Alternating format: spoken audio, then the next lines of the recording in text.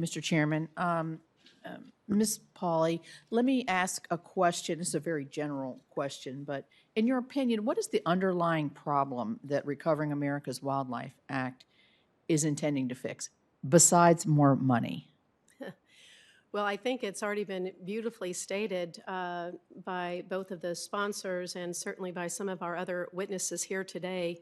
We have, I think, pretty clearly identified the problem. We have 12,000 species of greatest conservation need that states have identified through their state wildlife action plans. That was mandated by Congress.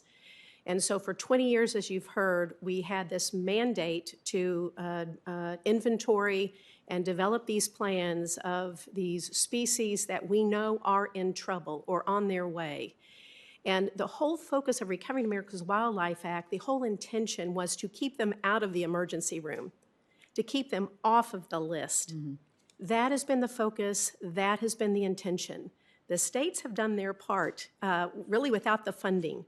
We have, over the last 20 years, revised these plans where they are very science-driven, very specific plans with clear objectives on how to keep these species of greatest conservation need off the endangered species list. But the issue is funding. The issue is funding.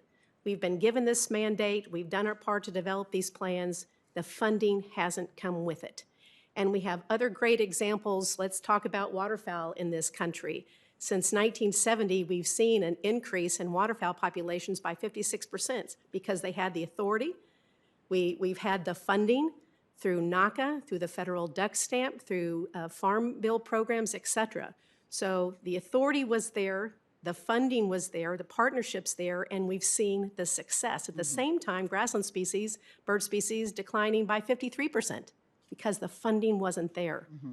So I would say we're looking at this window in time, and I'm all for pondering, but I think we pondered this issue personally long enough.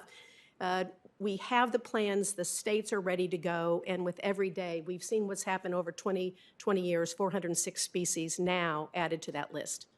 Well, thank you. I mean, obviously, resource constraints are difficult around the Horn, and Fish and Wildlife has constraints too, as well. And I think I know the answer to this question, but there has been an effort to make changes to this bill that would redirect a portion of the funding to the Fish and Wildlife Service. What kind of impacts do you think that would have on what you've just explained is the main objective of the bill? The calculations of that 1.3, 1.4 with the tribal monies is really based upon what will it take for states to implement their state wildlife action plans. Mm-hmm. That's where the 1.3 was devised, is what will it take for states to implement their plans. I have great respect for the Fish and Wildlife Service. I have great respect for the role that the Endangered Species Act plays. But the purpose of this legislation has always been to find the funding for states to implement their state wildlife action plans. All right. And as I said in my opening statement, I support that goal absolutely. Mr. Wood, you talked about the blanket 4D rule and what kind of impacts that would have. Can you elaborate on how rescinding that rule and returning to a more tailored approach, how can that benefit our private landowners in the quest of keeping species off of the list? Thank you for the question, at least in two ways. The first is it provides a direct incentive to landowners to care about whether species are recovering or declining. Under the blanket rule, from the perspective of the landowner, the exact burdens fall on you regardless of whether a species is barely threatened or on the verge of extinction. And the way the statute was intended to work was regulations are reduced as species recover and tightened should species decline. That aligns the incentives better.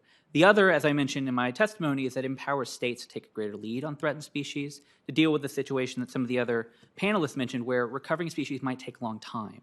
And the risk is that if a species gets listed while the state is working on it, what does that do to upend a state strategy that otherwise could have worked?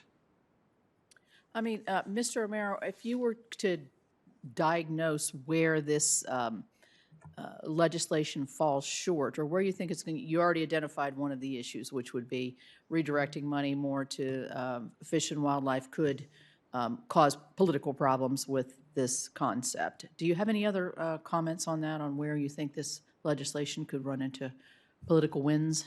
I mean, I think on the, I mean, look, I mean, obviously there's concerns about fiscal impacts of anything right now. I think we don't do a good job scoring the cost of inaction. I mean, every time you list a species, it's about $20 million to the government every single time. And then there's about, 80 to $100 million of private sector impact. None of that scores under CBL.